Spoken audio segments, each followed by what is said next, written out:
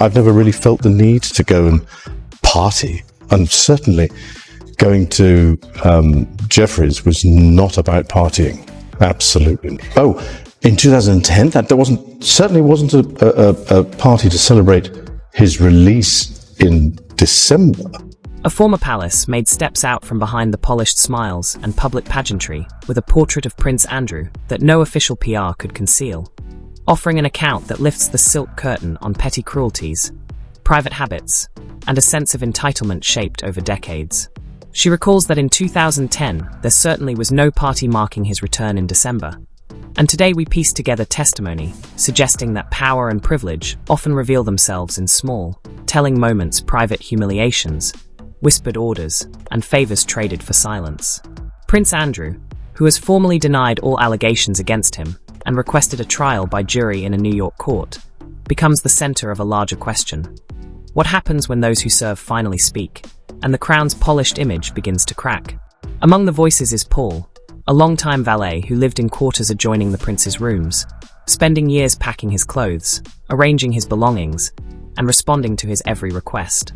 Long before headlines and scandals erupted, staff whispered about a quieter story unfolding behind closed doors, one that complicated the idealized image of loyal, graceful palace employees, especially those working closest to Andrew, who felt the strain more than anyone and carried resentments they rarely dared to express. According to people who said they had spoken with him, Paul the valet who worked closest to Prince Andrew lived a reality far different from the polished image associated with royal service, allegedly loathing his job, not because of the long hours, but because of the prince's behavior. These individuals claimed that what frustrated him most were the small, almost unbelievable requests, such as being summoned at 2 or 3 in the morning whenever Andrew's Jack Russell Terrier, Bendix, stirred. They described how Paul would be awakened by a private buzzer or direct phone call, rush in half asleep, take the dog outside, and wait in the cold, smoking a cigarette to stay awake. Security officers who encountered him during these late-night rounds reportedly heard him vent openly, saying he despised the prince and describing him as rude, demanding, and at times cruel sentiments that, they suggested, grew from years of feeling mistreated. Some accounts even mention Paul making dark jokes about Andrew's upcoming ski trip, revealing the depth of his resentment. These frustrations, according to insiders, were not his alone. Several believed Andrew had been allowed to act without boundaries for too long, suggesting that if firmer discipline had been imposed earlier, such as Prince Philip stepping in the first time he allegedly cursed at staff, the prince's behavior might have evolved differently. According to those who later spoke about their experiences, Andrew often claimed openly that he was the Queen's favorite, a prince insulated from real consequences. In a world where hierarchy governed everything, even down to the staff cafeterias, which were divided into 3 separate tiers, ranging from French menu formality for senior officials to microwaves and kettles for the maids and footmen. Former staff described the palace as a miniature kingdom within a kingdom, where people joined young, stayed for life, and absorbed a culture of rigid order and unshakable loyalty that made challenging a senior royal effectively impossible. In this environment, they said, Andrew's behavior, however they interpreted it, went unchecked because footmen, valets, and even protection officers were there to serve or protect, not confront. This led insiders to whisper darker questions after later controversies emerged. If this was how he allegedly acted inside the palace, what happened when no one else was watching? The deeper one goes into descriptions of the royal household, the clearer it becomes, according to these accounts, that power both shapes behavior and shields it from scrutiny. By the time Andrew reached adulthood, those around him claimed that flaws, poor choices, and sharp remarks simply slipped through the system unchallenged, creating a silence that raised troubling questions about life beyond palace walls. Protection officers later described their role as one of duty, without judgment, silent shadows who accompanied him everywhere without interfering, leading some observers to wonder how much any of them truly knew, even as those inside the system insisted the structure itself prevented such knowledge. According to those familiar with palace life, protection officers were never confidants to Prince Andrew, no matter how friendly the conversations appeared. They were staff whose sole duty was to keep him safe, not accountable, and they did not follow him into private rooms or question his movements. Even so, some later recalled noticing small clues, unusual travel patterns, unexpected visitors, abrupt schedule changes that seemed insignificant at the time, but, in hindsight, felt like fragments of a darker story.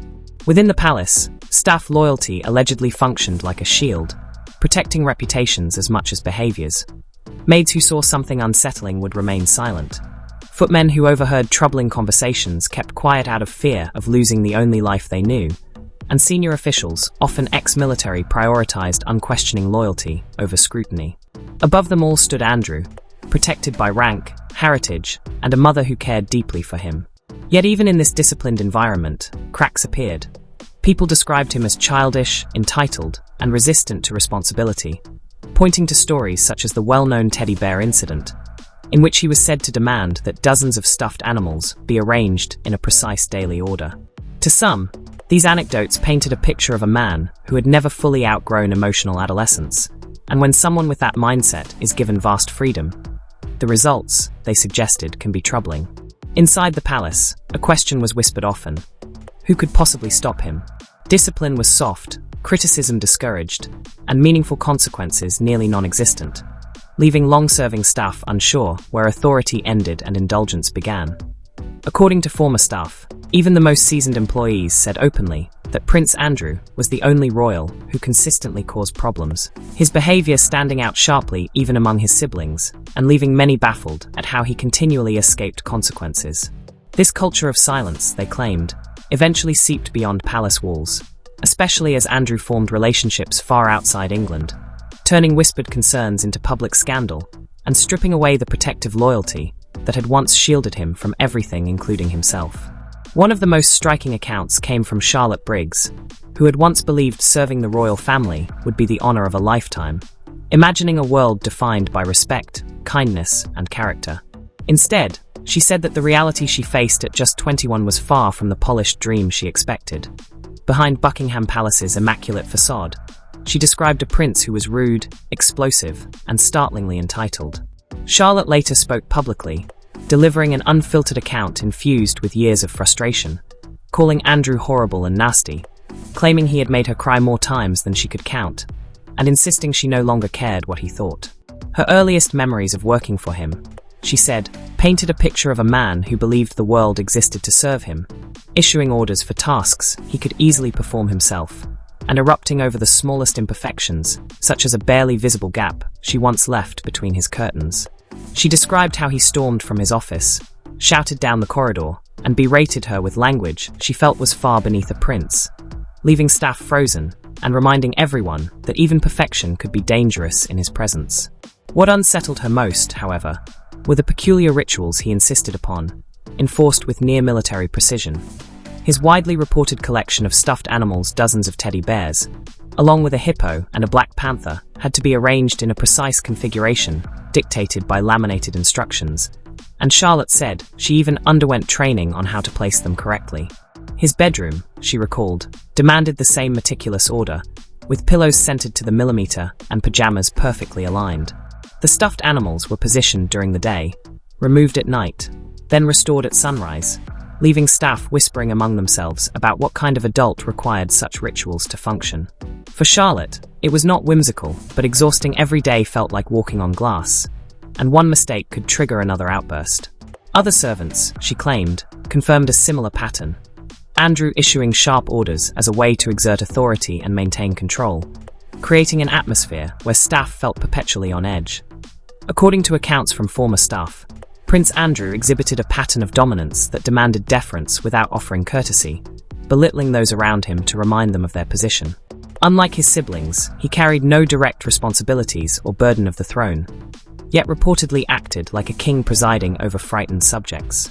Charlotte Briggs's recollections, for example, painted a picture of a workplace engineered to intimidate, where tantrums and rigid rituals were only the surface of a deeper pattern. A man who seemed to take pleasure in breaking people down.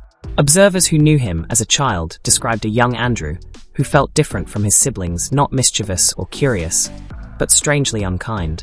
While Charles immersed himself in books and confronted challenges with determination, Andrew allegedly moved through palace corridors as if the world already belonged to him, using every room as a stage and every person as someone to command, tease, or dominate depending on his mood. Staff said they first noticed the behavior in small interactions, from toddlers snapping for attention to mocking the stiff posture of the Queen's guards, growing furious when they did not respond, as though triumph came not from admiration, but from domination. Animals reportedly suffered as well. Dogs that moved too slowly were kicked, and laughter followed their yelps, while horses endured similar treatment, suggesting that frustration and boredom were often vented indiscriminately. These early observations, according to insiders, foreshadowed a pattern of entitlement and control that would shape both his personal life and the palace environment for decades to come. Accounts from palace staff and those who observed him as a child describe Prince Andrew's early behavior as cruel and domineering. Animals reportedly bore the brunt of his frustrations, with grooms reaching a breaking point after repeated mistreatment of a horse, allegedly dragging him to a manure pile and burying him headfirst to make a point. A harsh response they felt he would understand. His younger brother Edward, meanwhile, was said to endure shoves, slaps, stolen desserts, and bruises, incidents framed not as sibling play, but as contests in which Andrew asserted power over someone smaller and gentler. Palace staff also suffered, with one footman eventually striking Andrew in the face, leaving him a black eye. When the boy expected to be dismissed, the Queen reportedly refused his resignation, recognizing the depth of his troubling behavior. School provided little mitigation. Classmates and teachers at prep school and Gordonstown allegedly nicknamed him cruelly, both out of fear and frustration, noting tantrums, sneers, and laughter at others' expense, while teachers described him as smug, entitled, and nearly impossible to discipline. As he grew older, accounts suggest his behavior intensified, including tugging at female staff members' clothes, smearing food on their faces, barking vulgar orders, and vandalizing other children's belongings during camping trips for amusement.